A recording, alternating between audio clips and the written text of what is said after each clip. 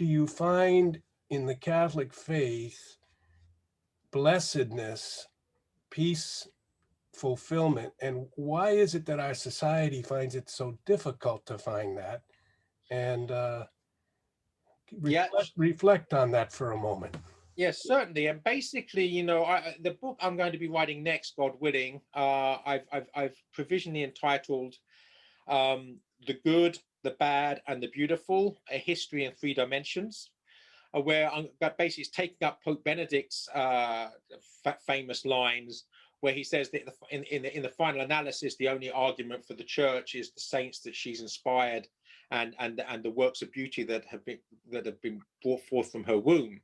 So what I'd like to show is that the history is made up of three interwoven strands, and that is the goodness, sanctity, the absence of goodness, choosing wickedness, and the works of beauty that are the consequence of wonder.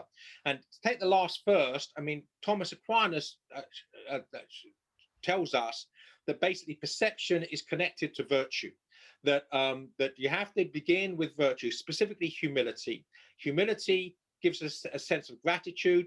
Gratitude opens the eyes in wonder. It's wonder that leads to contemplation, and it's contemplation that dilatatio, dilates, opens the mind and the heart into the fullness of reality. So those sort of 5 steps that are necessary for perception. So that takes the whole thing back to the garden, actually. And the whole of history really is a replaying of the beginning of history, because we either have humility and see reality, or we have the absence of humility, which is the definition of pride, and then we have prejudice, which prevents us. Pride and prejudice go hand in hand, because we don't see what's there, we see what we want to be there, which is not the same thing.